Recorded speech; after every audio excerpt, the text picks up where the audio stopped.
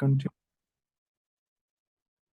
ठीक है, तो स्टार्ट करते हैं आज की क्लास। कल हमने एमवीसी के बारे में पढ़ा था कि एमवीसी क्या होता है। बेसिक चीज हमने जान ली थी।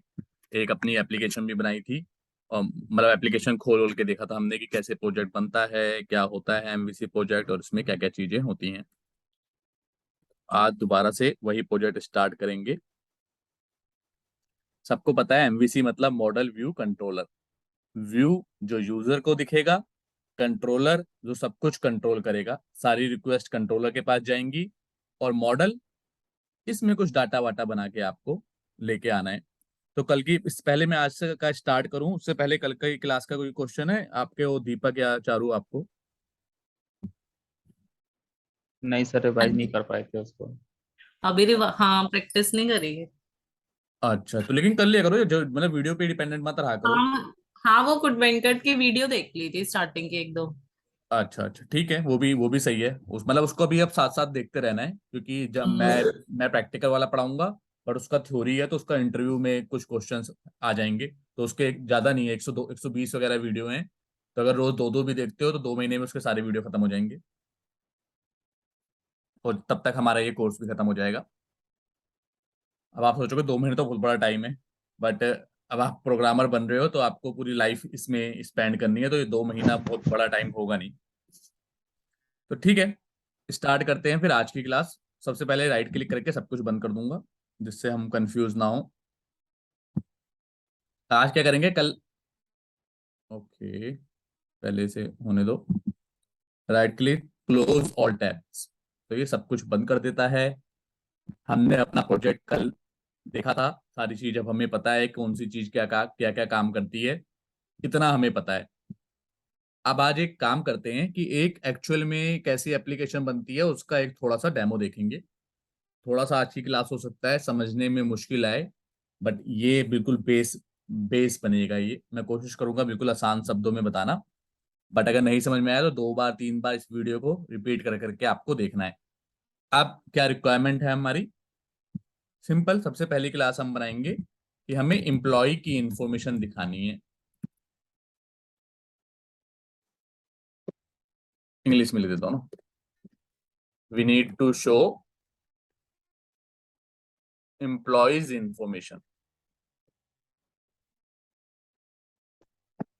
इन द वेब पेज। ठीक है, बहुत कॉमन सिनेरियो है। हो सकता है आपको एम्प्लॉय की दिखानी हो, स्टूडेंट की दिखानी हो, किसी की भी इंफॉर्मेशन दिखानी हो। सबका एक एम्प्लॉय की समझ का कर लोगे तो सबकी इंफॉर्मेशन दिखा सकते हो। और इसमें आगे क्या करना होगा? User should be able to add new employee. कि भैया आपकी वेबसाइट में कोई बंदा नया एम्प्लॉय ऐड कर सकता होगा, और क्या कर सकता होगा? Edit added employees. जो भी एम्प्लॉयज एडिड हुए हैं उन्हें एडिट कर सकता होगा, उनकी इंफॉर्मेशन, किसी का एड्रेस चेंज हो गया, ये सब हो गया तो कर सकता होगा। चौथा और क्या करना है? Add, update, delete. Delete user information. पांचवा है डिटेल्स किसी पर्टिकुलर। पांचवा बेसिकली ये है कि particular to see one user detail. पूरी लिस्ट में से अगर एक यूजर की भी डिटेल देखनी हो तो वो भी बंदा देख सके। एक्चुअली यहाँ पे एक पॉइंट और आ जाएगा, show the list of the user, list of the employ.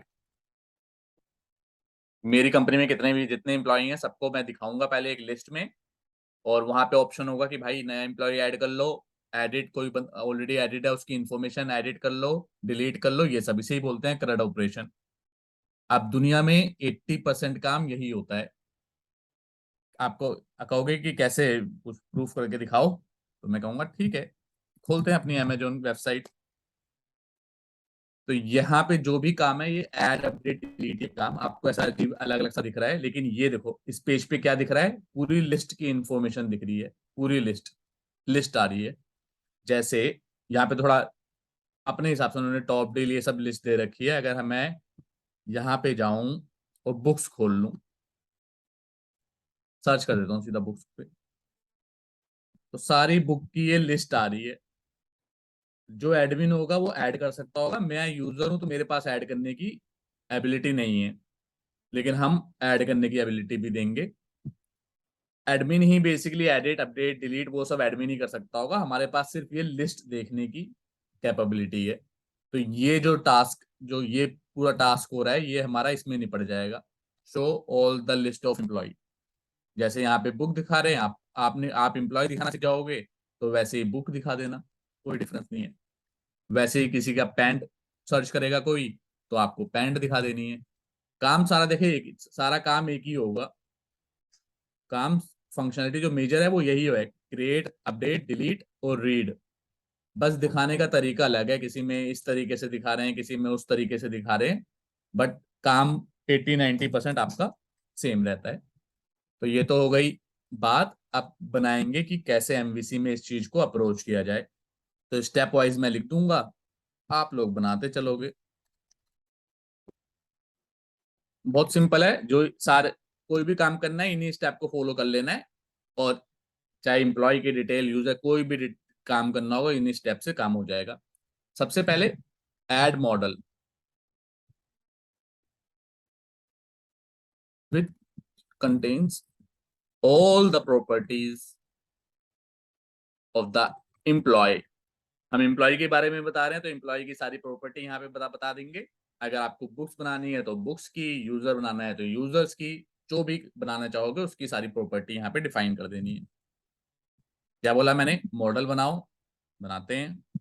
Add controller नहीं, क्लास, क्योंकि मॉडल है ना, कंट्रोलर थोड़ी ना है। तो न्यू क्लास पे गए, इस क्लास का नाम क्या रख दिया?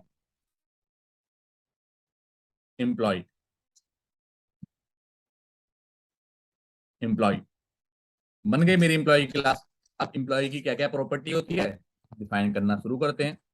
शॉर्टकट होता है प्रॉपर्टी बनाने का, PROP डबल टैप।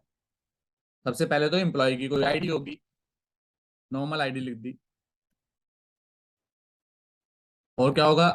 स्ट्रिंग नाम की प्रॉपर्टी होगी, उसका नाम होगा। इसे कॉपी पेस्ट कर लेता हूँ, 4 ये ले लेते हैं ना। एम्प्लॉय की आईडी, नेम, फिलहाल के लिए यहीं पे लिख देता हूँ। डिपार्टमेंट क्या है उसका, सिटी कौन सी है, कंट्री क्या है, और इंटीजर में ले लेता हूँ, ऐसे डेसिमल में होनी चाहिए लेकिन फिलहाल इंटीजर में ले लेता हूँ। सैलरी क्या है। यहां तक किसी को कोई डाउट या दिक्कत या परेशानी कि ये मैंने कैसे बनाया, या प्रॉपर्टी क्या होती है, या क्लास क्या होती है, इस चीज में किसी को डाउट या परेशानी दिक्कत? नहीं। राइट। तो पहला स्टेप हमने खत्म कर दिया, मॉडल बना लिया। इंप्लॉय के बारे में हम बना रहे हैं। अगर आपको बुक के बारे में बनाना होगा तो क्या लिखोगे दीपक? बुक का डिपार्टमेंट क्या होता है? बुक में तो कोई डिपार्टमेंट नहीं होता ना। बुक की जो प्रॉपर्टी होती है उसके बारे में लिखोगे कि बुक का नाम, बुक का मे बी टॉपिक क्या है, बुक का ऑथर कौन इंडेक्स। है, इंडेक्स ऑथर कौन है, ये सब लिखोगे। राइट। तो इसमें तो यस। मेरे ख्याल से सबको क्लियर होना चाहिए कि भाई क्लास क्या होता है, उसकी प्रॉपर्टी क्या होती है। ये इस बात में तो किसी को अब डाउट नहीं होना चाहिए, आप लोगों ने सी शार्प पढ़ लिया है। राइट। चारू यस। आपको क्लियर? क्लियर है। ठीक है। तो इस पहला स्टेप हमारा खत्म, इतना सिंपल है। अब एक क्लास जो है, ध्यान से बात सुनो, ये एक क्लास एक एम्प्लॉय को रिप्रेजेंट करती है। राइट। आईडी एक होगी, नेम एक होगा, डिपार्टमेंट एक होगा, सिटी एक होगा, कंट्री एक होगी, सैलरी एक होगी। जब ये सारी इंफॉर्मेशन दे देंगे हम, तो वो रिप्रेजेंट करेगा एक एम्प्लॉय को। पर क्या मेरी क्लास में, क्या मेरी कंपनी में, किसी भी दुनिया की कंपनी में सिर्फ एक एम्प्लॉय होता है, मल्टीपल होते हैं? मल्टीपल। मल्टीपल होते हैं। तो अगर एक क्लास एक एम्प्लॉय को रिप्रेजेंट करती है और मुझे मल्टीपल एम्प्लॉय रिप्रेजेंट कराने हैं, तो सी शार्प में ने हमें क्या दे रखा है मल्टीपल वैल्यू सेव कराने के लिए? मल्टीपल वैल्यू सी शार्प में कैसे सेव होती है बताओ? एरे, लिस्ट, ये सब क्या किस काम आते हैं? मल्टीपल वैल्यू सेव करने अरे के काम आते हैं, नहीं आते? अरे एरे हो गया, लिस्ट हो गया, जो भी अरे कलेक्शन लिस्ट हो गया। क्लास थी, लिस्ट हो गई, डिक्शनरी हो गई, ये सब चीजें मल्टीपल हम्म। सेव करने के काम आती हैं। तो मतलब अगर मैंने लिस्ट ऑफ एम्प्लॉय बना लिया तो इसका मतलब मेरे पास मल्टीपल एम्प्लॉय मैं सेव कर सकता हूं उस लिस्ट के अंदर। ये बात क्लियर है? कोई डाउट है? क्लियर है। राइट, यही तो होता है ना, लिस्ट विस्ट सब पढ़ा चुका हूं, अब इसमें ये मत बोलना कह रहे ये क्या होता है। अगर मैंने ये ऐसे लिख दिया, मान लो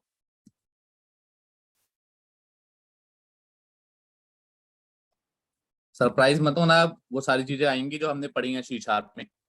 ये लिख दिया और अब इसके अंदर एक एम्प्लॉय ऐड कर दो, 2 एम्प्लॉय, 5, 10, 20, 50, जितनी रिक्वायरमेंट है उतने ऐड कर लो। कर सकते हैं, राइट? दीपक आप बताओ। Yes yes yes. ठीक है ठीक है भाई, बस अभी ये कंसेप्ट है, अभी ये कोई स्टेप नहीं है, तो खाली बता रहा हूँ कि याद पीछे का याद भी आता रहेगा आपको ना। फिलहाल के लिए इतना ही काम करना है हमें। अब शुरू करते हैं सेकंड स्टेप। सेकंड स्टेप क्या है? सेकंड स्टेप है क्रिएट अ रिपोजिटरी पैटर्न। आपको भी ये क्या बात आ गई, रिपोजिटरी तो कुछ नई चीज बता रहा हूँ, ये अभी तक नहीं पढ़ा है आपको रिपोजिटरी पैटर्न, बट कोई टेंशन वाली बात नहीं है। क्या होता है रिपोजिटरी पैटर्न? रिपोजिटरी पैटर्न कुछ बड़ी बात नहीं होती है एक्चुअली, एक एडिशनल चीज है खाली, कि जैसे मैं कोई फंक्शनैलिटी करना चाहता हूं, क्रिएट, रीड, अपडेट, डिलीट, एक तरीका तो है कि मैं उसे डायरेक्टली बना दूं, बस कैसे भी के काम कर दूं, मेरा काम खत्म और सब कुछ सही हो जाए। पर एक तरीका ये है कि यार ये सारी जो जो इन्फॉर्मेशन मुझे इस क्लास से चाहिए, इस एम्प्लॉय से जो मैंने अभी भी मॉडल बनाया है, जो जो इन्फॉर्मेशन चाहिए, क्या क्या इन्फॉर्मेशन चाहिए, मतलब एक तो मुझे चाहिए होगी कि सारी लिस्ट रिटर्न कर कि जिसमें सारे एम्प्लॉय हो, राइट? वही कह रहा था ना मैं, जो जो हमारी रिक्वायरमेंट है, क्या क्या चाहिए, जो जो हमारी रिक्वायरमेंट है, ये सारी रिक्वायरमेंट है कि लिस्ट दिखानी है, ऐड करना है, अपडेट करना है, डिलीट करना है। तो रिक्वायरमेंट मतलब फंक्शनैलिटी। तो अभी तक हमने प्रॉपर्टी बनाई, अब मेथड बनाएंगे कि इस क्लास के ऊपर हम क्या क्या फंक्शनैलिटी परफॉर्म कर सकते हैं।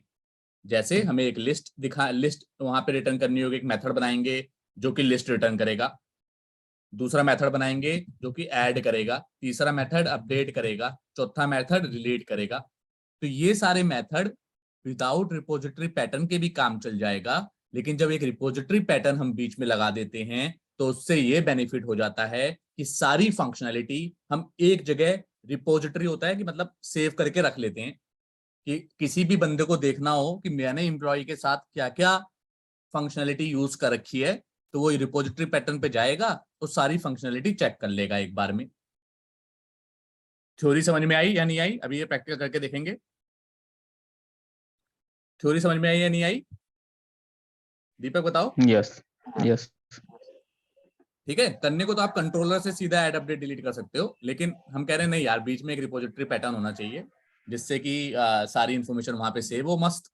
जिसको भाई देखना हो एक बार में देख लेगा, तो इजी। बेसिकली ये लॉन्ग टर्म जो प्रोजेक्ट बनते हैं, बड़े प्रोजेक्ट बनते हैं, तो उनमें ऐसा सब कुछ तरीके से होना चाहिए। तो एक पैटर्न हम लगा देंगे तो एक तरीका बन जाएगा, दूसरे एम्प्लॉयज के लिए इजी रहेगा समझना। ठीक है भाई, तो स्टेप 2 बनाना शुरू करते हैं। कैसे बनता है ये देखते हैं रिपोजिटरी पैटर्न। और एमवीसी के साथ रिपोजिटरी पैटर्न हमेशा यूज होता है। कहाँ गया हमारा,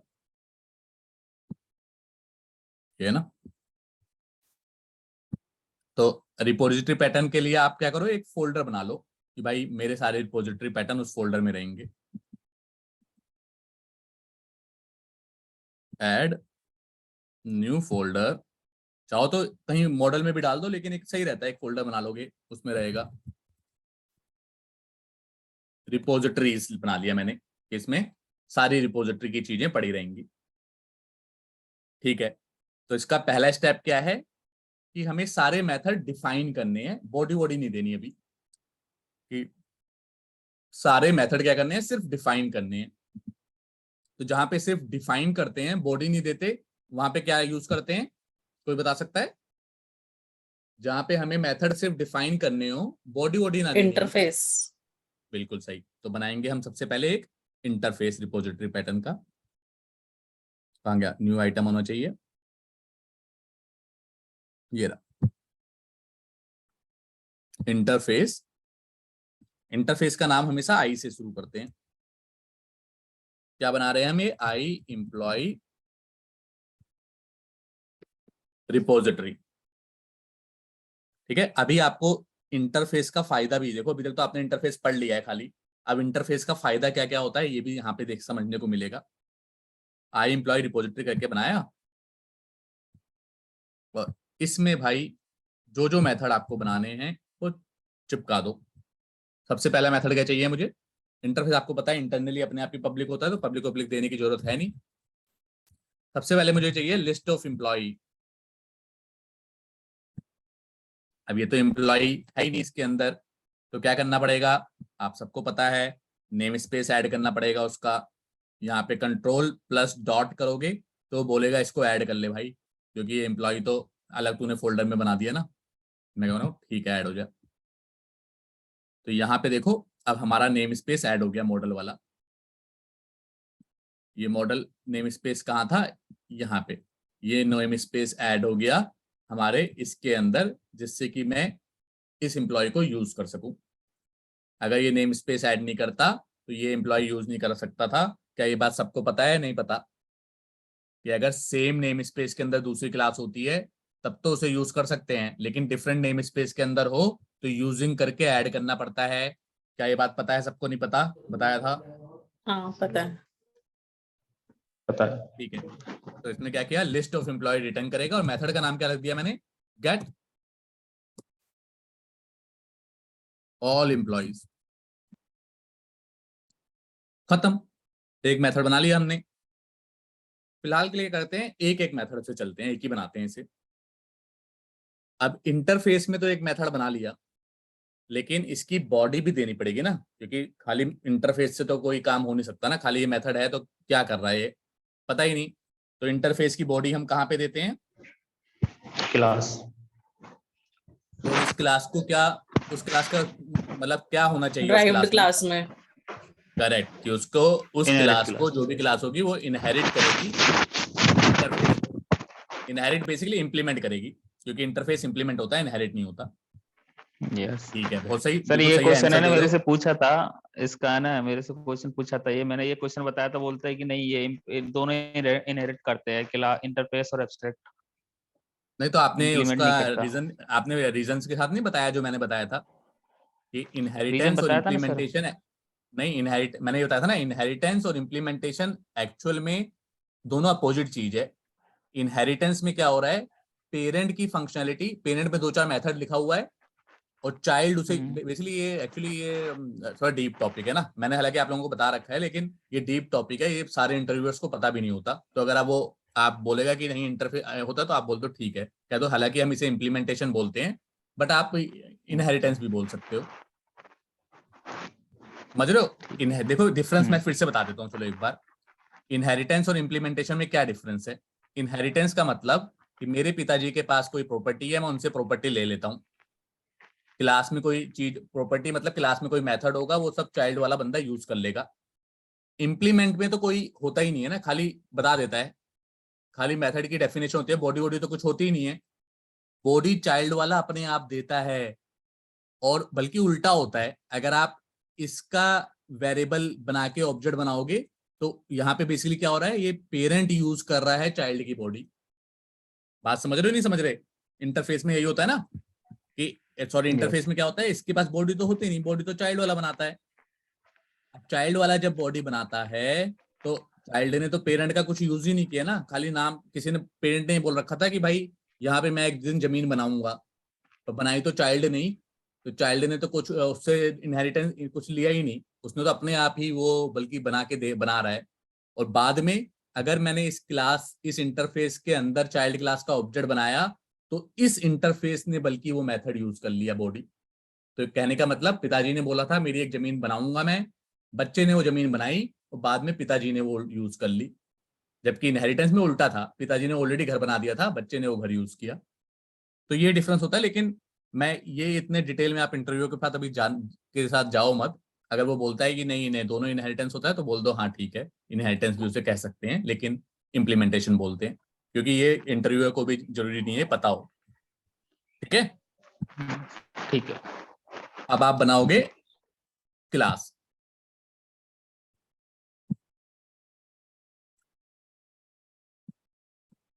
क्लास का नाम भी क्या रखेंगे, सेम रखेंगे ना, उसमें आई लग गया था, इसमें आई नहीं लगेगा।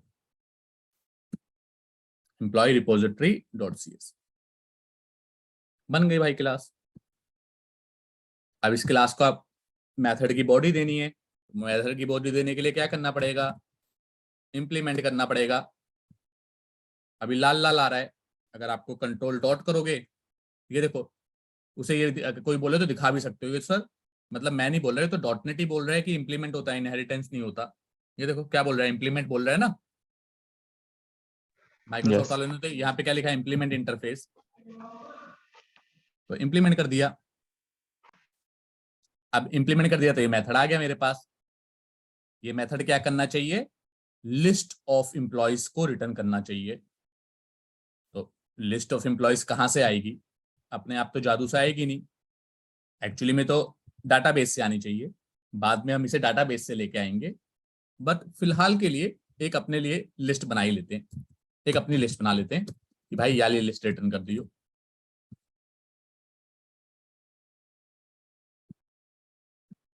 वैसे ये वैल्यू बाद में डाटाबेस से आएगी, डाटाबेस की जब कनेक्टिव वगैरह हो जाएगी, लेकिन फिलहाल के लिए हम कुछ लिस्ट बना रहे हैं। ठीक है, और मैं चाहता हूं इस लिस्ट की डिफॉल्ट वैल्यू सेट करनी है मुझे कुछ। यहाँ पे क्या कर दूंगा, यहाँ पे खाली रिटर्न कर दूंगा। यहाँ पे एम्प्लॉयज लेते हैं ना, क्योंकि बहुत सारे एम्प्लॉय हैं।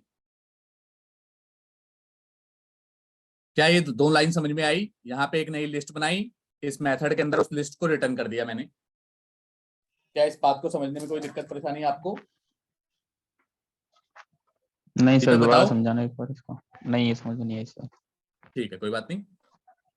तो इस मेथड को क्या करना था, लिस्ट ऑफ एम्प्लॉय को रिटर्न करना था, राइट। क्योंकि बहुत सारे हमें क्या, ये हम दिमाग में रखो हम बना क्या रहे हैं, हमें एक पेज पे वो सारे एम्प्लॉय की इंफॉर्मेशन दिखानी है। हमें जो बना रहे हैं अभी, हम पहला एक चीज बना रहे हैं कि एक पेज पे जितने भी एम्प्लॉय मेरी कंपनी में सबकी डिटेल दिखा दो।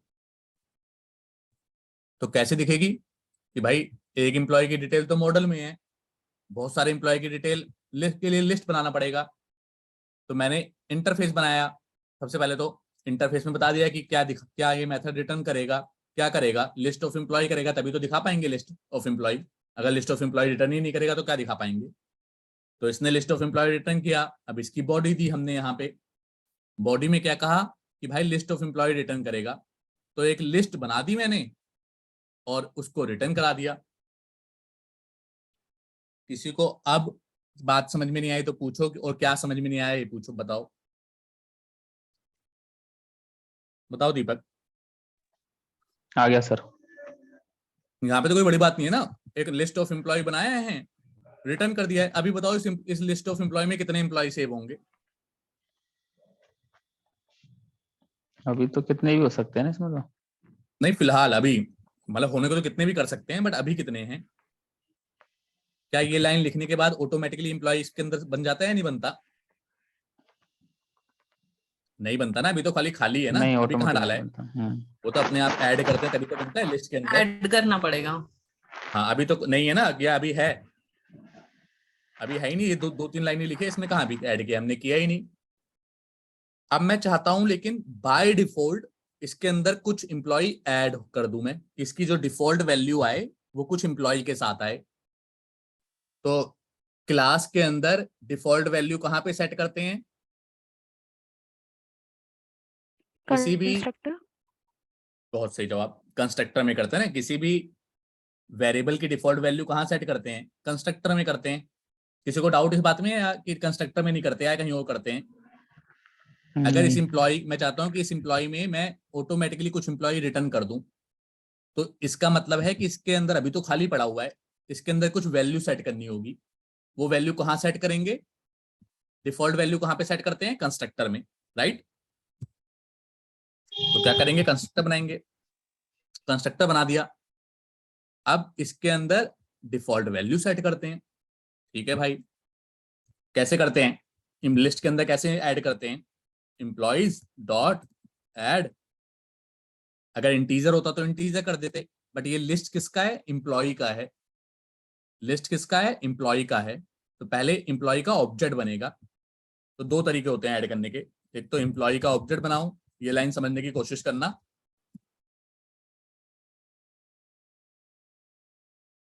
ठीक है, इसका ऑब्जेक्ट बनाया, इसकी सारी प्रॉपर्टी दे दी है मैंने।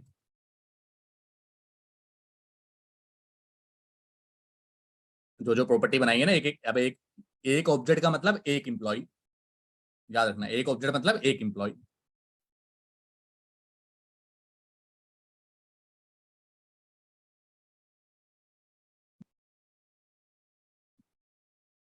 किसी को बहुत छोटी स्क्रीन तो नहीं लग रही कि बहुत दिखाई नहीं दे रहा हो? नहीं, सही है। दीपक ठीक है, सही है छोटी सर। लग रही तो मैं बड़ी बड़ी कर सकता हूँ। सही है। ठीक है, मैं सैलरी दे देते हैं कुछ बेचारे की 50,000। चारू की सैलरी काफी ज्यादा कर दी हमने, 5 लाख कर दी लग रहा है। 1 2 3 4 5, कोई नहीं, हमारे ट्रिप में काम आएगी। सही कह रहे थे। Delhi, OBJ employ dot country में आ गया इंडिया। ठीक है, ID name salary city country, यही प्रॉपर्टी बनाई थी हमने। विश्वास नहीं हो रहा तो आके देख लेते हैं। आईडी नेम डिपार्टमेंट भी बनाया था, एक डिपार्टमेंट भी दे देते हैं। कहीं भी दे दो, ऊपर नीचे उससे फर्क नहीं पड़ता, वैल्यू देनी चाहिए, देनी है बस हमें। डिपार्टमेंट फिलहाल फाइनेंस लिख देते हैं, और यहाँ पे एक एम्प्लॉय हमने ऐड कर दिया। ठीक है, तो अब इस लिस्ट में कितने एम्प्लॉय ऐड हो गए? बताओ दीपक। एक ही हुआ है ना सर? हाँ, एक हो गया, एक ही हुआ है, अभी ज्यादा नहीं हुआ, क्योंकि एक ही बना के ऐड किया है ना। दूसरा बनाना हो तो दूसरे को फिर ऐसे ही पूरा बनाओ दो, पर एक शॉर्टकट भी होता है, वो वैसे शॉर्टकट से बनाते हैं। कम से कम 2 3 एम्प्लॉय तो बना ही लेना, वरना एक लिस्ट में एक ही एम्प्लॉय रिटर्न होगा। कंपनी में कम से कम 2 3 एम्प्लॉय तो होते हैं। सीधा यहाँ पे भी न्यू एम्प्लॉय से बना सकते हो। और प्रॉपर्टी देनी हो तो ये देखो, ये दूसरा तरीका है, सारी प्रॉपर्टी यहाँ पे भर दो उसकी।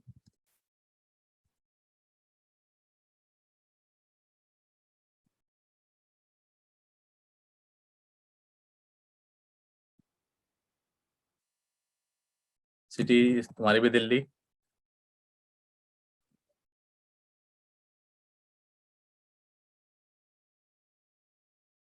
कंट्री हो क्या बचा है? सैलरी बचा है, डिपार्टमेंट और सैलरी। डिपार्टमेंट क्या है? आईडी दे देते हैं तुम्हारा, सैलरी दे देते हैं तुम्हें भी, थोड़ी चेंज कर देते हैं डिजिट ना, वरना सेम सेम हो जाएगी। 6। ये अपने तो कलेक्शन एक लगाया ना? हाँ, कुछ भी कलेक्शन नहीं लगा, कलेक्शन हाँ लिस्ट है, कलेक्शन कलेक्शन में इसमें क्या है बताता हूँ अभी। तो दो तरीके हैं लिस्ट के अंदर ऐड करने का ऑब्जेक्ट। एक तो ये ऑब्जेक्ट है, क्यों ऑब्जेक्ट क्यों ऐड कर रहे हैं? क्योंकि जो मेरी लिस्ट है वो एम्प्लॉय नाम की है ना, अगर इंटीजर नाम की होती तो इंटीजर ऐड करते, एम्प्लॉय टाइप की है तो एम्प्लॉय क्लास का ऑब्जेक्ट ऐड करेंगे। क्या ये बात क्लियर है? कोई डाउट है? जिस तरह की लिस्ट बनाते हैं उसी तरह का डाटा डालते हैं, ये बात क्लियर है? या अगर लिस्ट स्ट्रिंग की बनाता तो स्ट्रिंग का डाटा डालता, इंट की बनाता तो इंट का डालता, मैंने लिस्ट एम्प्लॉय का बनाया है तो एम्प्लॉय की इन्फॉर्मेशन डालूंगा। क्लियर है? कोई डाउट? क्लियर है। और एम्प्लॉय की किसी क्लास की इन्फॉर्मेशन कैसे बनती है? ऑब्जेक्ट बना के बनती है। तो उसका ऑब्जेक्ट बनाया, सारी इन्फॉर्मेशन बनाई, डाल दिया। और मैंने कहा एक आसान तरीका भी है थोड़ा, ये पूरा इतना लिखने की जगह इसके अंदर ही न्यू एम्प्लॉय ऑब्जेक्ट बनाओ, इसके अंदर ही ऑब्जेक्ट बना रहे हैं, तो कर्ली ब्रैकेट ओपन क्लोज करके सारी प्रॉपर्टी की वैल्यू दे दो। तो ये बस एक और तरीका है, सेम जो ऊपर काम किया है इतनी लाइनों में, वो यहाँ पे एक लाइन में भी काम हो गया। क्लियर है? कोई डाउट? क्लियर है। क्लियर ठीक है। है, इसी तरीके से एक और डाल देते हैं इन्फॉर्मेशन, कम से कम 3 हो तो थोड़ा सही रहता है ना, वरना 2 ही दिखेंगे। हम जगह शहर थोड़ा चेंज कर देते हैं जिससे कि अलग अलग भी शहर दिखे ना हमें, तो न्यूयॉर्क कर देते हैं जिससे कंट्री भी दूसरी दिखे।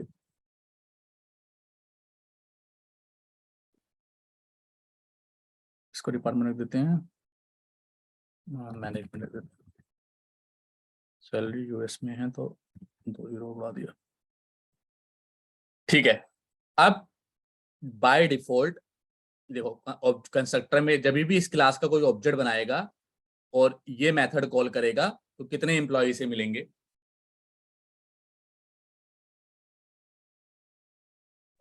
जब मैं इस क्लास का ऑब्जेक्ट बनाऊंगा तो गेट एम्प्लॉय कॉल करूंगा तो कितने एम्प्लॉय मिलेंगे? 3। 3 मिलेंगे ना, 3 बनाए हैं ये देखो। अच्छा क्यों 3। 3 क्यों मिलेंगे? क्योंकि ऑब्जेक्ट जैसे ही बनता है कंस्ट्रक्टर कॉल हो जाता है। कंस्ट्रक्टर कॉल होगा, इस एम्प्लॉय की लिस्ट जो खाली थी उसके अंदर 3 ये ऐड हो जाएंगे, ऐड हो गए, और फिर आपने ये मेथड कॉल किया तो उसे वो 3 मिल जाएंगे। मिल जाएंगे या नहीं मिल पाएंगे? यस। मिल जाएंगे। ठीक है, यहां तक क्लियर है? हम कोई यहां तक कोई क्वेश्चन या डाउट तो पूछो। यहां तक क्लियर हो, नहीं। राइट? तो यस। रिपोजिटरी पैटर्न इतना ही होता है, बन गया रिपोजिटरी पैटर्न। अब कल को और मेथड बनाने होंगे, और मेथड का यहाँ पे डिफाइन करेंगे, यहाँ मस्त बॉडी बना देंगे उसकी। क्लियर? ये जो ऐड ओबीजे एम्प्लॉय लिखा है, इसी का ही मतलब पहले ऑब्जेक्ट बना के फिर नीचे कंस्ट्रक्टर बनाया है? ये वाला नहीं कंस्ट्रक्ट इसके? ना कंस्ट्रक्टर तो ये है, कंस्ट्रक्टर ये इसका है। आप कह रहे हो ये नहीं, कैसे किया ये वाला? हाँ हाँ हाँ, ये वाला जो इसके ऊपर वाला लाइन इसी के साथ है। ये ऐड ओबीजे एम्प्लॉय, फिर उसके बाद ये ऐसे ऐड करना है। हाँ, नहीं, नहीं जस्ट नहीं इसके नहीं ऊपर न्यू एम्प्लॉय के ऊपर वाला जो ओबीजे एम्प्लॉय वाला ऐड। ये वाला। नहीं नहीं, ये नहीं नहीं, वो एक साथ नहीं है, ये एक साथ है। मैंने कहा 2 अच्छा। तरीके हैं। एक लिस्ट हम्म में ऐड, ये तो एम्प्लॉइज क्या है, ये देखो एम्प्लॉइज क्या है, एम्प्लॉइज लिस्ट है। हम्म ये तो वेरिएबल का नाम है ना, नाम तो कुछ भी हो सकता है। तो हमारे वेरिएबल का नाम है एम्प्लॉइज, वो एक लिस्ट है। किसकी लिस्ट है? एम्प्लॉय की लिस्ट है। अब मैं कह रहा हूं अगर लिस्ट इंटीजर की होती है तो उसमें इंटीजर डालते हैं, स्ट्रिंग की होती है तो स्ट्रिंग डालते हैं। हमारी लिस्ट हमने एम्प्लॉय की बनाई है। क्यों बनाई है? क्योंकि हमें बहुत सारे एम्प्लॉय की इंफॉर्मेशन डालनी थी। वही तो मैंने समझाया था कि यहाँ पे एक एम्प्लॉय का ऑब्जेक्ट मतलब एक एम्प्लॉय। हमें बहुत सारे एम्प्लॉय रिटर्न कराने थे तो हमें लिस्ट बनानी पड़ी। लिस्ट बनानी पड़ी तो बहुत सारे एम्प्लॉय के अंदर डालेंगे भी तो डाले कैसे? हमने एक का ऑब्जेक्ट बनाया, सारी प्रॉपर्टी सेट की और डाल दिया। ऐसे ही दूसरा एक तरीका तो डालने का ये है। दूसरा तरीका मैंने कहा शॉर्टकट फॉर्म है, उसी के अंदर डाल दो न्यू एम्प्लॉय और कर्ली ब्रैकेट के अंदर सारी प्रॉपर्टी दे दो। तो इस तरीके से ठीक हमने है। 3 एम्प्लॉय समझ आ अपनी गया। लिस्ट के अंदर डाल दिए। राइट? क्लियर? ठीक है, ये ठीक है। समझ लो अच्छे से, क्योंकि ये ही पूरा बेस है। ये समझ में आ गया तो अब आ आगे तुम गया। धड़ल्ले से सारे बनाते रहोगे। ठीक है, अब दूसरा स्टेप खत्म हमारा। रिपोजिटरी पैटर्न बन गया। रिपोजिटरी पैटर्न में क्या होता है 2.1 में?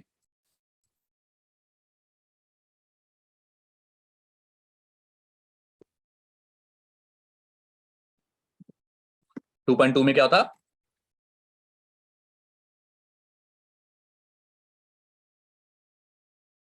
ठीक है भाई, अब आता है स्टेप 3।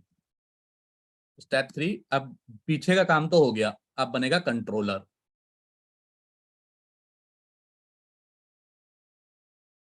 Data controller. ठीक है, बनाते हैं भाई। कंट्रोलर बनाएंगे तो कंट्रोलर के लिए तो ऑलरेडी फोल्डर है, हमें कोई नया फोल्डर नहीं बनाना। ऐड करेंगे, ये देखो अपने आप ही कंट्रोलर बोल रहा है। चाहो तो न्यू आइटम से भी कर लो, वहां पे भी ऑप्शन मिल जाएगा, लेकिन यहाँ पे आ रहा है तो इसी पे क्लिक कर दो।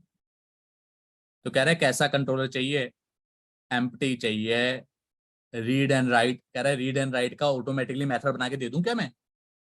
और तीसरा कह रहा है क्या मैं एंटिटी फ्रेमवर्क एक चीज होती है उसको यूज करके कुछ चीज बना दूं? तो मैं कह रहा हूं ना तो मुझे एम्प्टी दे, ना ही एंटिटी फ्रेमवर्क वगैरह भी यूज कर, लेकिन तू 3-4 मेथड मेरे लिए अपने आप बना दे, वरना मुझे खुद बनाने पड़ेंगे। तो वो रीड राइट ये सब मेथड अपने आप बना के मुझे दे देगा। ठीक है, 3 चीज है। एक तो एम्प्टी खाली खाली बना के दे देता, एक में है कि कुछ मेथड अपने आप ही बना के दे देगा, मेरी मेहनत थोड़ी कम हो जाएगी। खाली आप खुद भी बना सकते हो, उसमें कोई बड़ी बात नहीं है, लेकिन ऑलरेडी ऑप्शन है तो क्यों हम मेहनत करें। तो हमने यहाँ पे ऐड किया, अब वो नाम पूछेगा। नाम में हमेशा एंड में कंट्रोलर लगाना जरूरी है, एंड में कंट्रोलर लगाना जरूरी है, क्योंकि एमवीसी तभी से पता कर पाता है अच्छा ये कंट्रोलर है। कल बताया था ना, इस कंट्रोलर के नाम का फोल्डर बनाएगा व्यू के अंदर, तो वो ढूंढता है कौन क्या नाम होगा, तो कहेगा अच्छा होम तक नाम होगा। क्यों आगे क्यों नहीं होगा? क्योंकि आगे तो कंट्रोलर है, क्योंकि कंट्रोलर तो सबके पीछे लगा होता है, जितने भी कंट्रोलर हैं सबके पीछे कंट्रोल लगाना मैंडेटरी है। लेकिन क्या हम होम कंट्रोलर बना रहे हैं? नहीं, हम एम्प्लॉय कंट्रोलर बना रहे हैं, तो एम्प्लॉय कंट्रोलर ऐसे बनेगा। बनाया, ऐड कर लिया। तो ये देखो, एक कंट्रोलर बना के ये कुछ मेथड उसने अपने आप दे दिया एमवीसी ने हमें, क्योंकि मैंने सेकंड वाला चूज किया था। फर्स्ट वाला चूज करता तो खाली क्लास बना के दे देता, और ये सब मेथड मुझे खुद बनाने पड़ते। और जब एमवीसी खुद ही दे रहा है तो आप क्यों बनाओ, राइट? अब हमें क्या करना है, कंट्रोलर को आपको पता है सारा कॉल कंट्रोलर के पास आती है। तो कंट्रोलर को क्या काम करना है कि उस मेथड को कॉल करना है, रिपोजिटरी वाले मेथड को, और वो जो भी इंफॉर्मेशन देगा, क्या इंफॉर्मेशन देगा? ये लिस्ट ऑफ एम्प्लॉय को रिटर्न करेगा, उसको इसको कंट्रोलर को व्यू को पास कर देना है। बहुत सिंपल काम। मॉडल को मतलब मॉडल को कॉल से इंफॉर्मेशन लेता है, लेकिन मॉडल को डायरेक्टली नहीं बोलता, क्योंकि मॉडल के अंदर तो खाली प्रॉपर्टी है। वो कहेगा मैं क्या कर सकता हूँ, मेरे अंदर तो खाली प्रॉपर्टी पड़ी हुई है। तुम जाके रिपोजिटरी को बोलो, क्योंकि रिपोजिटरी जहां आपने बनाई है उसमें मेथड बनाए हैं, तो उसका ये मेथड कॉल करो और आपको सारे एम्प्लॉय की लिस्ट मिल जाएगी। क्या ये बात समझ में आ रही है? कंट्रोल को क्या करना है, कंट्रोलर को ये रिपोजिटरी का कॉल करना है मेथड, और जैसे ही उसने रिपोजिटरी का मेथड कॉल किया, इसको सारे एम्प्लॉय की डिटेल मिल जाएगी। क्या ये बात समझ में आ रही है, नहीं आ रही? आ रही है। राइट, बहुत सिंपल है ना। कंट्रोलर का काम क्या है, सब कुछ कंट्रोल करता है, तो उसका काम क्या है, एक हाथ से चीज उठाना, दूसरे हाथ में दे देना। मॉडल वाली चीज तरफ से चीज उठाएगा, व्यू को दे देगा। पर मॉडल तो खाली प्रॉपर्टी है, मॉडल का एक्चुअली हमने बनाया कहाँ है? रिपोजिटरी पैटर्न में सारा काम हो रहा है, जो फंक्शनैलिटी बन रही है। मेथड रिपोजिटरी पैटर्न में, तो इसलिए वो रिपोजिटरी पैटर्न को कॉल करेगा, जो भी डाटा आएगा उसको व्यू में दे देगा। यही काम करने जा रहे हैं हम।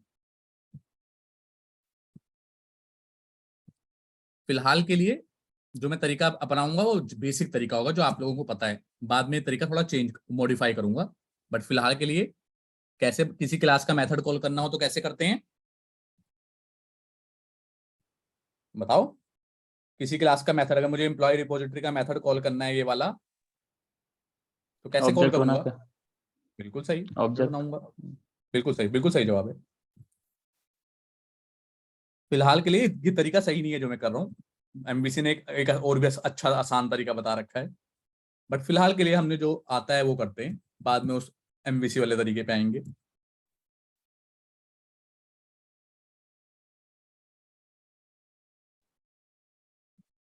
बन गया ऑब्जेक्ट। अब इसका ऑब्जेक्ट जब कॉल होगा तो क्या होगा, ये सारी इंफॉर्मेशन सेव हो जाएगी और इंप्लॉय की लिस्ट हमें मिल जाएगी, राइट? तो कौन से मेथड को यूज करूं? तो जो हम कहते हैं कि जहां पे लिस्ट दिखानी होती है उस मेथड को इंडेक्स बोलते हैं।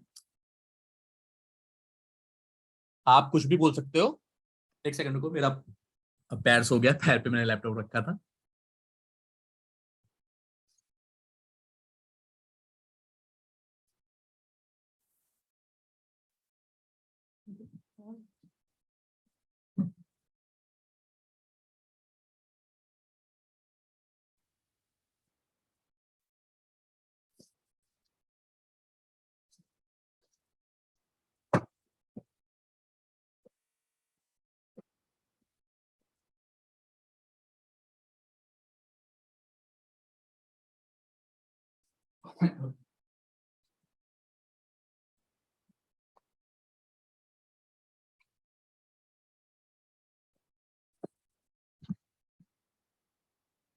ओके, वापस आ गया मैं।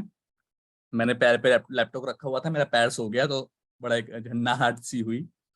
ठीक है, अब मैं क्या बोल रहा था कि ये तो सबको समझ में आ गया कि उसका मेथड कॉल करना होगा, तो इसमें यहाँ पे ऑब्जेक्ट बनाएंगे हम। अब मैं ये बता रहा हूँ कि जहां पे लिस्ट दिखा, देखो इसने एक्चुअली सारे मेथड हमें बना के दे रखे हैं। तो एमवीसी कहता है जहां पे लिस्ट ऑफ एम्प्लॉय दिखानी हो तो उसके लिए इंडेक्स मेथड यूज करो। एमवीसी कहता है ये, मतलब ये उसने एक तरीका बता रखा है कि इंडेक्स कॉल करो, आपकी मर्जी है, आप चाहो तो रामू श्यामू जो लिखना है वहां आप नाम कुछ भी लिख सकते हो। लेकिन अगर एमवीसी ने बोला है इंडेक्स कॉल करो तो एक सिस्टमेटिक प्रोसीजर को फॉलो करने के लिए बोला है, तो हम इंडेक्स को सेम नाम रहने देंगे।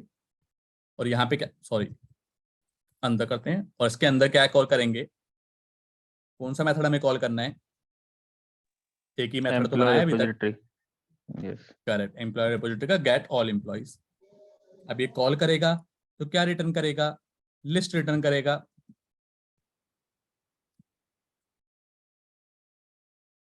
तो लिस्ट भी आप लिख सकते हो, चाहो तो आप जो रिटर्न करता है वो लिख दो, देखो चाहो तो ये भी लिख सकते हो, मतलब लिखते तो एक्चुअली में ऐसे ही है ना, जो भी रिटर्न करता है,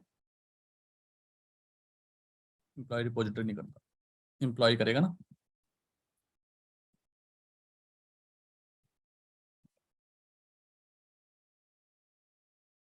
अब ये अभी लाल लाल आ रहा है तो कंट्रोल डॉट करूंगा और उसकी नेम स्पेस ऐड कर लूंगा। तो ये देखो, वैसे तो हम ऐसे लिखते हैं कि लिस्ट ऑफ जो भी रिटर्न करेगा उसको वेरिएबल में सेव करा लिया, राइट, ऐसे ही लिखते हैं ना, जो भी मेथड रिटर्न करता है उसे सेव करा लेते हैं और फिर जहां पे यूज करना होता है वहां पे यूज कर लेते हैं। किसी को इस लाइन में डाउट कि ऐसे क्यों लिखा है, दीपक बताओ, यहाँ पे लिस्ट ऑफ सर एम्प्लॉयज क्यों लिखा है, बताओ दीपक। सर क्योंकि ये ये मेथड, लिस्ट के बाद, हाँ क्योंकि ये method list of employee return कर रहा है, इसलिए यहाँ पे लिस्ट ऑफ एम्प्लॉय लिखा है ना, जो रिटर्न करता है उसको कहीं सेव भी तो कराना होता है यस ना। ये तो जनरल चीज है ना, अगर ये तो पहले भी करते थे, सम, जब सम नाम का मेथड था वो दो नंबरों का सम रिटर्न करता था, उसे सेव कराते थे इंटीजर के अंदर। तो यहाँ पे ये क्या रिटर्न कर रहा है, चेक करो, ये लिस्ट ऑफ एम्प्लॉय रिटर्न कर रहा है, तो उसको मैंने सेव करा लिया, कोई बड़ा काम नहीं किया। क्या ये बात समझ में आई या नहीं आई, यस चारू आपको आई? हाँ जी। ठीक है, तो चाहे लिस्ट लिखो चाहे वेर लिखो, एक ही बात होती है। आपको पता है वेर क्या चीज है, वेर अपने अंदर किसी भी तरह के डाटा को सेव कर सकता है, जैसे ऑब्जेक्ट होता है, ऑब्जेक्ट भी अपने अंदर किसी भी तरह के डाटा को सेव कर लेता है। लेकिन इंटरव्यू क्वेश्चन है, what is the difference between object and var, ये पढ़ लेना आप। मैं अभी डेविएट नहीं करना चाह रहा टॉपिक, तो बताऊंगा नहीं, लेकिन वेर समझ लो, वेर भी लिख सकते हो, तो कोई कुछ भी रिटर्न करे आप वेर में सेव करा सकते हो। तो मैंने ये लिखा और इसके अंदर पास कर दिया, इस व्यू के अंदर। किसी को इसमें कोई डाउट, क्योंकि कंट्रोलर का काम ही यही था ना, एक हाथ से डाटा लेगा और व्यू को पास कर देगा। क्या कोई डाउट या परेशानी इसमें, क्या क्या जीजू, कंट्रोलर ने ऐसा क्यों किया? मुझे एक हाँ पूछो क्वेश्चन अंजलि। पूछना था।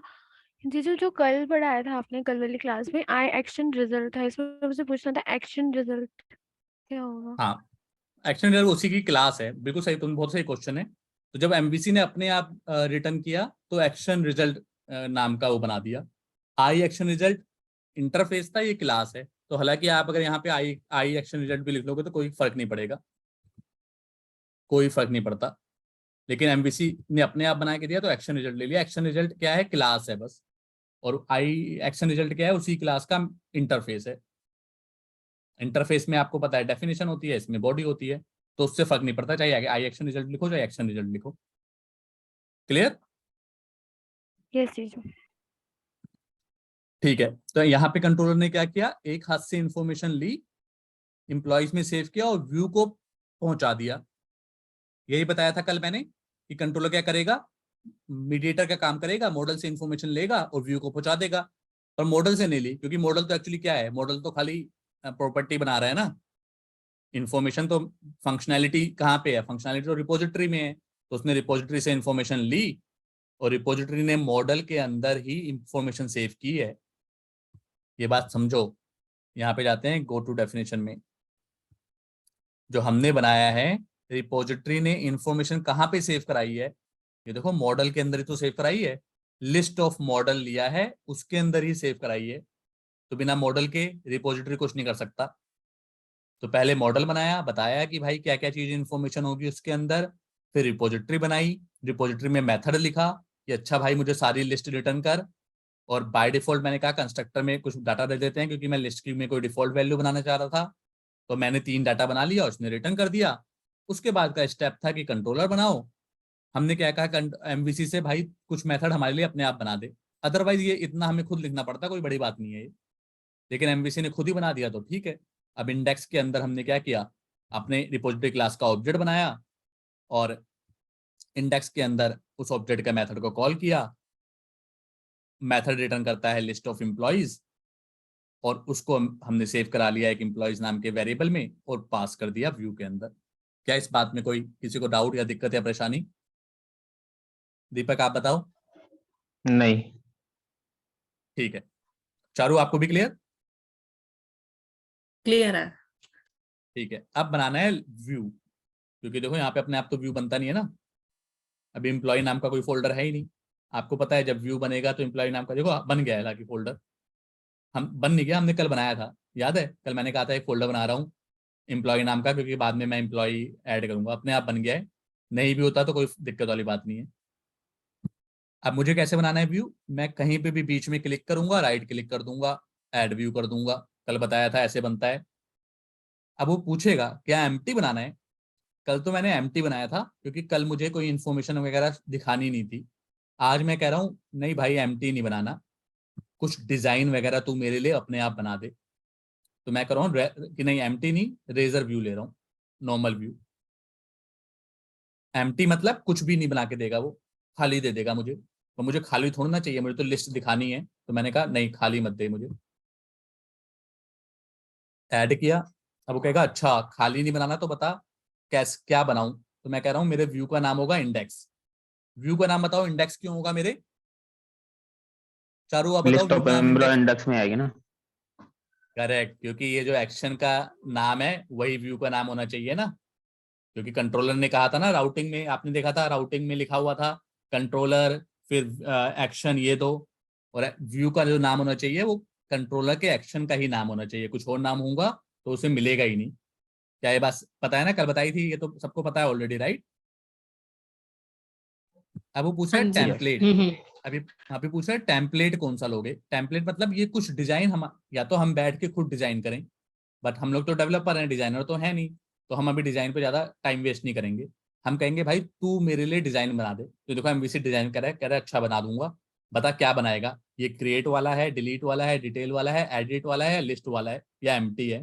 तो हम क्या इन्फॉर्मेशन दिखा रहे हैं बताओ, क्रिएट दिखा रहे हैं, डिलीट दिखा रहे हैं, डिटेल दिखा रहे हैं, एडिट दिखा रहे हैं या लिस्ट दिखा रहे हैं? बताओ लिस्ट। दीपक। लिस्ट। लिस्ट दिखा रहे हैं, बहुत सही जवाब, तो लिस्ट चूज कर लेंगे। अब ये पूछेगा कौन सी मॉडल क्लास यूज कर रहे हो, तो हमारी मॉडल क्लास कौन सी है, ये वाली है ना, एम्प्लॉय वाली।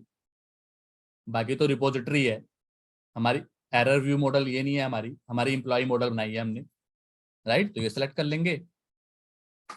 अब ये पूछ रहा है कुछ रेफरेंस ऐड कर दूं, ये जो भी है उसको वैसे ही रहने देना।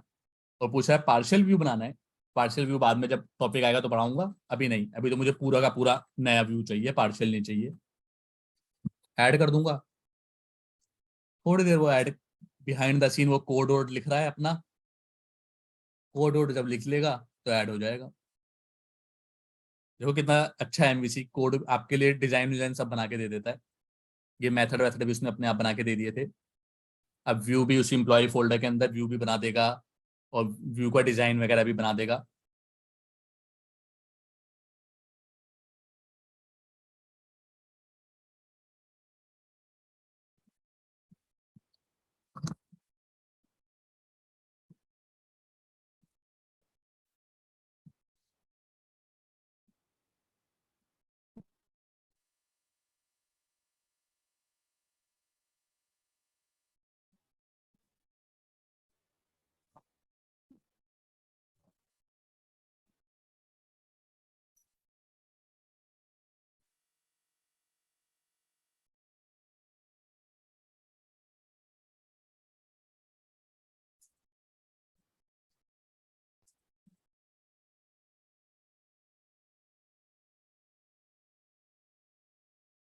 थोड़ा ज्यादा टाइम ले रहा है, इतना टाइम लेता नहीं है एक्चुअली, लेकिन फर्स्ट टाइम बना रहा है तो शायद थोड़ा ज्यादा टाइम ले रहा है, नेक्स्ट टाइम से फास्ट फास्ट करेगा। सब कुछ बिल्ड बिल्ड कर रहा है, एक्चुअली विद इन सेकेंड इसे हो जाना चाहिए। बट क्योंकि ये फर्स्ट टाइम बना रहा है इसलिए लग रहा है डाटा में। अब देखो एरर भी दे दी, there was an error running the selected code generator failed to build the project fix the builder. क्यों भैया? चलो ये रेफरेंस वाले हटा देते हैं, कुछ स्क्रिप्ट लाइब्रेरी वाइब्रेरी को रेफरेंस मत दे। नहीं यार रेफरेंस तो लेना ही एक्चुअली।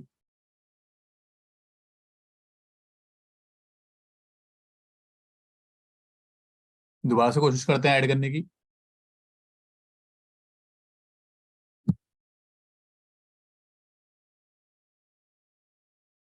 ओके ओके, एक रीजन की वजह से हो सकता है।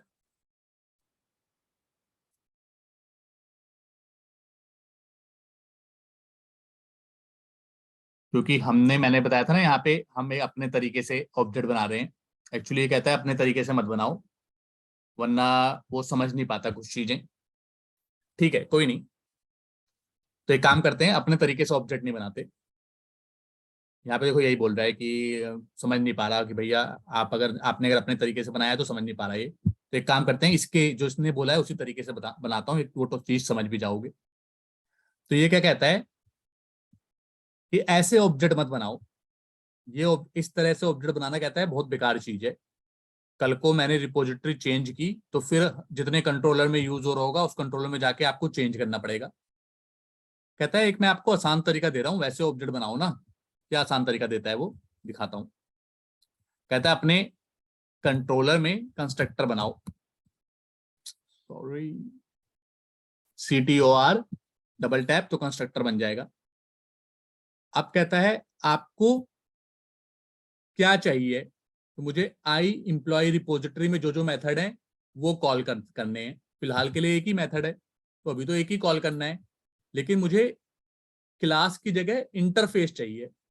फायदा क्या है अभी बाद में दिखाऊंगा कि फायदा क्या है उसका, लेकिन ये चाहिए इंटरफेस के जो भी मेथड है वो कॉल कर सकूं मैं।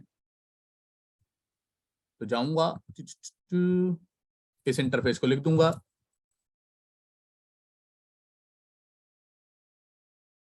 ये हो गया नाम, कंट्रोल डॉट करके।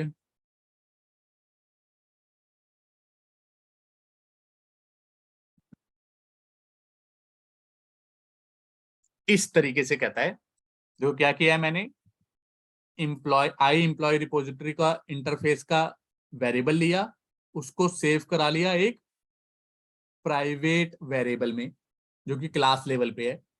ऐसा क्यों किया मैंने, क्योंकि क्लास लेवल पे क्यों बनाया मैंने वेरिएबल, क्योंकि इसको मुझे यूज करना है हर जगह। लिस्ट भी दिखानी है, ऐड भी करना है, अपडेट भी करना है, डिलीट भी करना है, इसलिए क्लास लेवल पे ले लिया। तो ऐसा वेरिएबल जो क्लास लेवल पे हो वो हर मेथड में यूज हो जाता है, ये आपको पता है, क्योंकि इसका स्कोप क्या होगा, क्लास लेवल स्कोप होगा। तो इसलिए एक वेरिएबल ले लिया और इंटरफेस का यहाँ पे बनाया और ये इक्वल टू कर दिया।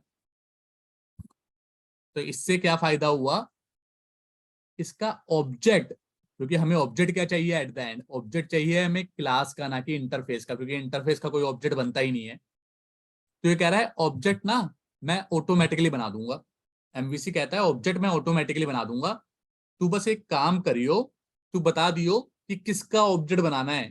क्योंकि अगर मुझे ये बताना है कि भाई जब आई एम्प्लॉय रिपोजिटरी कोई मांगेगा ना तेरे से, तो तुझे किसका ऑब्जेक्ट बताना है, ये बस बता दूं मैं MVC को, तो MVC अपने आप वो न्यू वाली लाइन MVC अपने आप लिख देगा, हमें नहीं लिखनी। तो मुझे बताना क्या कहाँ है, यहाँ पे आके बताना है।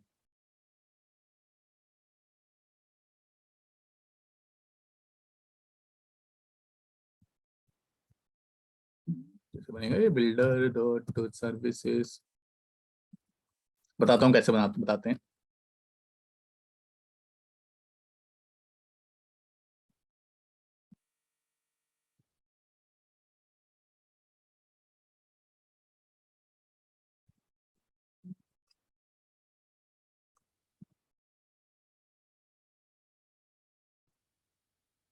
ये कैसे लिखते थे इसे, सिंटैक्स देखते हैं इसका।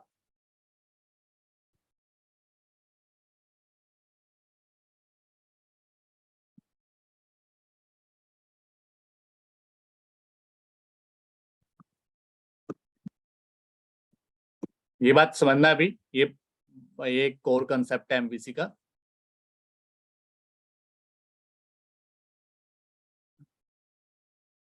आ गया ऐड स्कोप, हाँ ये रहा, ऐसे बनाते हैं।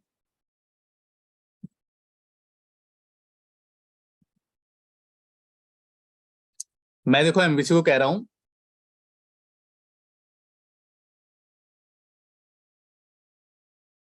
कि भाई जब भी कोई आई एम्प्लॉय रिपोजिटरी तेरे से मांगे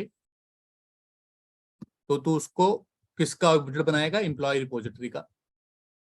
मैंने यहाँ पे बस उससे बता दिया कि भाई जब भी तेरे से कोई आई एम्प्लॉय रिपोजिटरी बोले कि इसको असाइन करना है तो तू इसका ऑब्जेक्ट अपने आप बना दियो।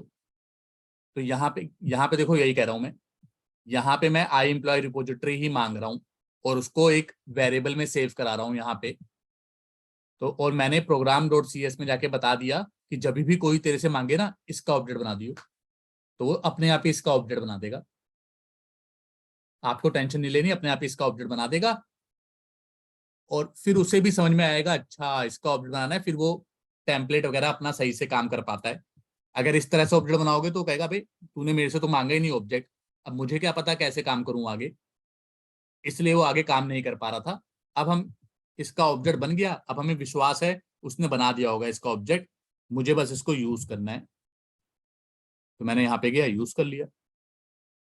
क्या ये बात समझ में आई कि देखो नॉर्मली तो एक वेरिएबल को आप असाइन करते हो तो ऑब्जेक्ट अपने आप नहीं बनता, लेकिन एमवीसी ने कहा है कि ऑब्जेक्ट अपने आप बन जाएगा।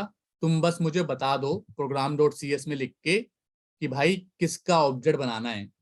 तो मैंने बता दिया जब कोई आई एम्प्लॉय रिपोजिटरी मांगे तो एम्प्लॉय रिपोजिटरी का ऑब्जेक्ट बनाइयो।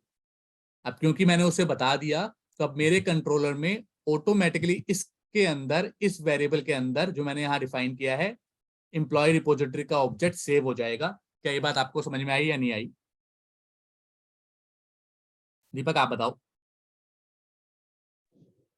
सर बहुत कम आ रहा है समझ में, अभी देखना पड़ेगा हाँ एक ये बार। थोड़ा ये कम आएगा, इसे बार बार समझना है। ये एक एमवीसी का कंसेप्ट है बेसिकली, पर कोई बहुत बड़ी बात नहीं है। सिंपल तरीका ये है कि मुझे मैंने क्या बोला, कंट्रोलर का क्या काम है, एक हाथ से इंफॉर्मेशन उठानी है दूसरे हाथ को देनी है।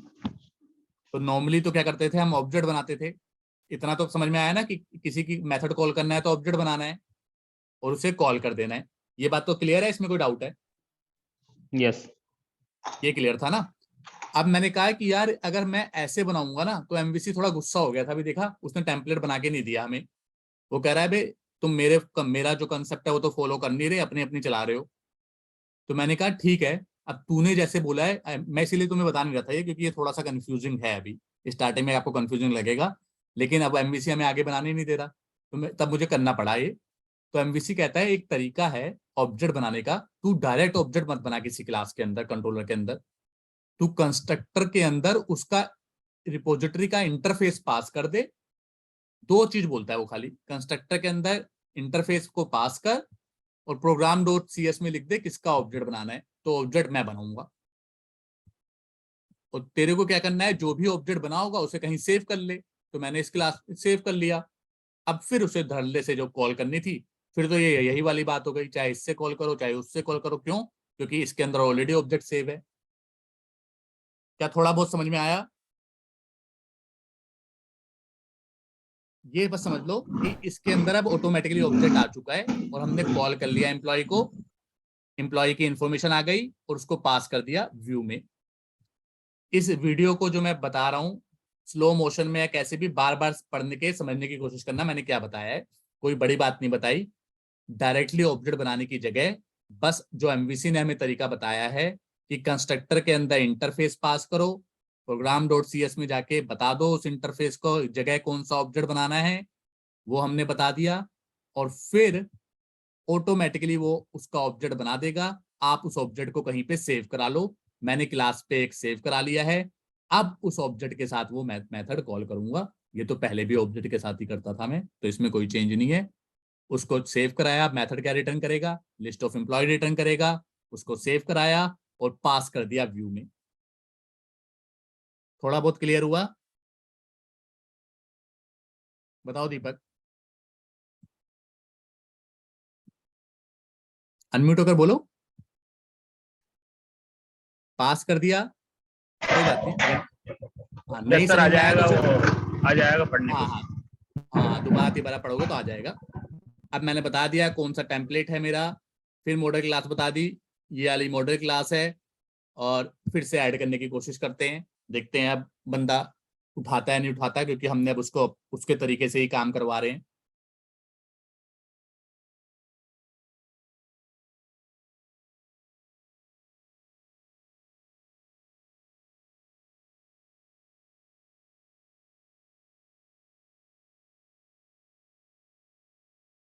कुड नॉट फाउंड बोल रहा है, कुछ चीज इसे मिल नहीं रही।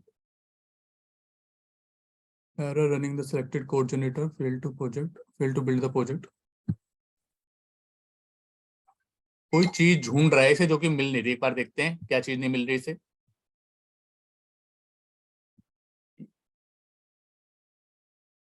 कैंसिल करता हूँ यहाँ पे नीचे इसने ये लिख देता है कि भाई क्या क्या चीज मुझे नहीं मिल रही। One could not copy MVC obj.net the file is logged। एक बार मैं बिल्ड करके देखता हूँ, रीबिल्ड।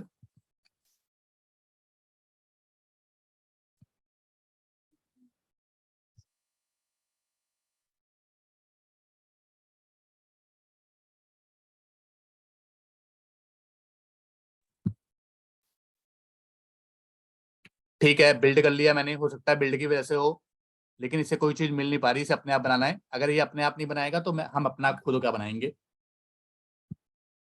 एक बार दोबारा से कोशिश करते हैं कि भाई तू बना के दे दे हमें। लिस्ट चूज किया, मॉडल क्लास में गए, अपनी मॉडल बता दी इसे, दोबारा से कोशिश करते हैं कि भाई बना के दे दे।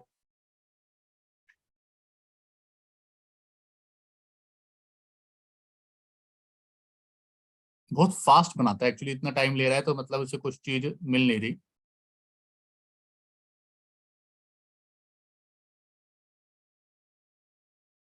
नहीं इसने नहीं बनाया, कैंसल करते हैं। ये एरर भी कुछ आ रही है, चेक करता हूँ क्या एरर है। copy object to bin this the file is logged by this। File logged है तो क्लीन कर देते हैं एक बार।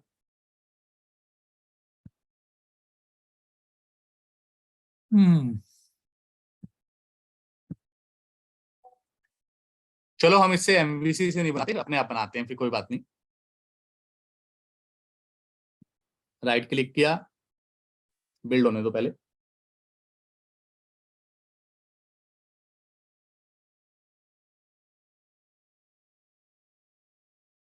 बिल्ड भी नहीं करने दे रहा ये, कुड नॉट कॉपी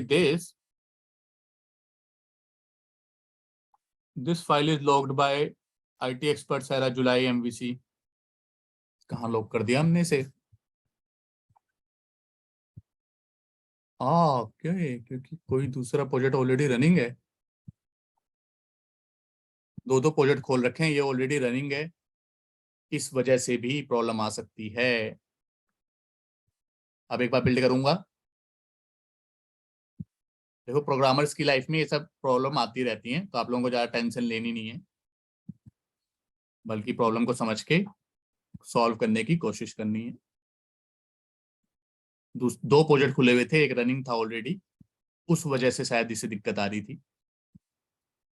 देखते हैं अगर ऐड हो गया तो मतलब वही दिक्कत थी।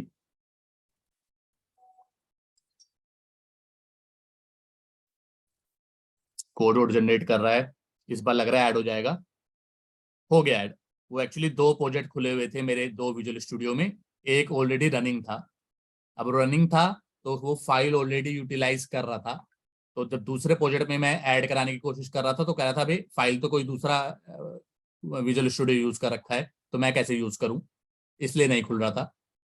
बट अब वो ऐड हो चुका है। एम्प्लॉय के अंदर जाओगे, index.html खोलोगे तो ये देखो उसने ऐड कर दिया। सबसे ऊपर एक लाइन लिखी कि ये जो क्लास है, ये जो index.html डिजाइन वाला पेज है, ये यूज कर रहा है मॉडल क्लास के IEnumerable को। आइनरेबल मतलब लिस्ट, इसका मतलब लिस्ट है ये, कि एम्प्लॉय के लिस्ट को यूज कर रहा है।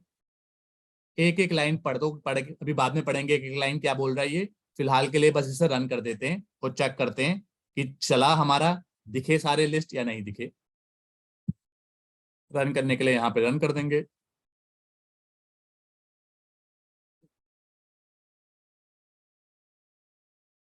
रन हो गया। कैसे खुलता है आप सब लोगों को पता है, /एम्प्लॉय और मेथड का नाम क्या है, इंडेक्स। कॉल किया, आ गए। आ गए सारे लिस्ट की एम्प्लॉय या नहीं आई, दीपक बताओ। 3 एम्प्लॉय ऐड किए थे, तीनों आ गए। एम्प्लॉय आ गए हमारे पास, हम्म। राइट। तो अब देखो ये जो डिजाइन आया है वो देखो एमवीसी ने, ये डिजाइन मैंने तो नहीं लिखा, हमने तो नहीं लिखा, ये एमवीसी ने ऑटोमेटिकली हमारे लिए बनाया है। अभी एक एरर भी आपको समझ में आई कि क्यों आई थी एरर, वो क्योंकि मैंने दूसरा प्रोजेक्ट पता नहीं कहाँ से खुला हुआ था और वो रनिंग मोड में था। जब प्रोजेक्ट रनिंग मोड में होता है तो वो कुछ फाइल्स अपने आप यूटिलाइज कर रहा होता है। तो मैंने दूसरी जगह जब उसे बिल्ड करने की कोशिश की तो उसने कहा नहीं कर सकता मैं बिल्ड, क्योंकि दूसरे प्रोजेक्ट ऑलरेडी रनिंग है और वो फाइल यूज कर रहा है। तो इसीलिए जैसे ही वो प्रोजेक्ट मैंने बंद किया तो आराम से ऐड हो गया। अब इसको थोड़ा सा एनालाइज कर लेते हैं कि क्या किया है इसने। ये देखो कोड देखो, सबसे ऊपर क्या है, इंडेक्स। इंडेक्स, तो यहाँ पे देखो, ये देखो इंडेक्स कहाँ है, ये रहा H1, बेसिकली ये वाला इंडेक्स है। एक H1 के अंदर इंडेक्स लिया, HTML का टैग है। उसके बाद क्रिएट न्यू। क्रिएट न्यू क्या है, एक एंकर टैग है। एंकर टैग क्या होता है, लिंक विंक के लिए काम आता है। HTML का 4 घंटे वाला वीडियो आपने पढ़ा हुआ है तो आप लोगों को पता होगा। उसके बाद उसने एक टेबल बनाई है, टेबल का हेडर लिया है। हेडर में मॉडल की ID, name, department, city, country, salary, ये सब, इस सब के लिए हेडिंग बनाई है। तो यहाँ पे देखो, ये देखो हेडिंग बना रखी है ये वाली। उसने क्या किया, ये सबकी हेडिंग बनाई है, टेबल के अंदर हेडिंग। तो ये जो कोड लिखा है ये इसके लिए लिखा है, हेडिंग के लिए। अब उसके अंदर 3 रो आनी चाहिए, 3 मतलब जितने भी लिस्ट में है उतनी रो आनी चाहिए। तो उसके लिए इसने क्या लिया है, लिस्ट की सारा डाटा आपको प्रिंट करना हो तो आपको पता है कैसे करते हैं, फॉर ईच लूप चलाते हैं। अगर मेरे लिस्ट या एरे में 10 रिकॉर्ड हैं, 10 के 10 प्रिंट करने हैं तो फॉर ईच से प्रिंट कर सकता हूं मैं। तो इसने भी फॉर ईच लूप लगाया और एक एक आइटम को निकाला और एक एक रो बनाई। पहले आइटम की रो बनाई, उसकी ID, name, department, city, country, salary और एडिट, डिटेल, डिलीट, ये प्रिंट कर दिया। तो पहले इस एम्प्लॉय की ये सारी डिटेल प्रिंट हो गई। फिर दूसरे के लिए, क्योंकि फॉर ईच लूप तो सबके लिए चलता है ना, फिर दूसरे के लिए चला तो दूसरे की ये सारी डिटेल सेव होकर प्रिंट करा दी। फिर तीसरे के लिए चला तो तीसरी की करा दी। अगर और एम्प्लॉय होता तो और के लिए चलता और सबको प्रिंट करा देता। तो इस तरह से एमवीसी ने हमें कोड बना के भी दे दिया, हमने रन किया और सारी इंफॉर्मेशन हमें शो हो गई और लिस्ट ऑफ सारी एम्प्लॉय हमें दिख गई। अब नेक्स्ट टास्क जो हमारा है, जब हम क्रिएट पे करेंगे तो एक नया एम्प्लॉय बनना चाहिए, एडिट पे एडिट होना चाहिए, डिटेल्स पे डिटेल्स आनी चाहिए और डिलीट पे डिलीट होना चाहिए। लेकिन क्योंकि आज का खुद ही आपको बड़ा कंफ्यूजिंग लग रहा होगा ये, क्योंकि एक नई चीज, थोड़ी सी एडवांस चीज आप पढ़ रहे हो, तो पहले इस वीडियो को कम से कम 3-3, 4-4 बार देखो और कोई चीज फिर भी समझ में ना आए तो उसे ग्रुप में पूछना, अदरवाइज नेक्स्ट क्लास में पूछना, और फिर करेंगे हम क्रिएट, एडिट, अपडेट और डिलीट का काम। क्लियर है, कोई डाउट? ठीक है। ठीक है, तो लास्ट स्टेप लिख देते हैं। स्टेप 5 में क्या है, सॉरी 4 में क्या था, create view from action of the controller. तो ये 5-4 स्टेप से सारा काम हो जाएगा। बट इसके अंदर भी, कंट्रोलर के अंदर भी आपको कंस्ट्रक्टर बनाना है, जो भी इंप्लॉय रिपोजिटरी का इंटरफेस है उसे कॉल करना है, ये सब काम करना है। तो एक बार वीडियो देख के 2-3 बार समझने की कोशिश करना, नहीं आया तो नेक्स्ट क्लास में दोबारा से एक बार रिवाइज करेंगे। बट ये नॉर्मल कंसेप्ट से थोड़ा सा तो डिफिकल्ट पड़ेगा ही आप लोगों को, तो समझने की हमेशा कोशिश करते रहना है, ये नहीं सोचना कि नहीं आएगा। शुरू में दिक्कत लगेगी, बाद में सब चीजें आसान लगने लग जाएंगी। कोई बड़ा टॉपिक हालांकि है नहीं, सिर्फ एक ही कंसेप्ट आज का नया था कि भाई इसने हमें अपने आप ही ऑब्जेक्ट बना के दे दिया। क्लियर? किसी को कोई और डाउट आज की क्लास का? हालांकि ज्यादा क्लियर समझ में नहीं आया होगा, बट जितना आया उसमें थोड़ा बहुत समझ में आया, नहीं आया? 30-40% आया, नहीं आया? आया चारू? है, बाकी रिवाइज कर लेंगे तो हो जाएगा। क्लास भेज हाँ देना। हाँ हाँ, ये दोनों क्लास में अपडेट कर देता हूँ, आज की और कल की। इसे करो रिवाइज, ठीक है?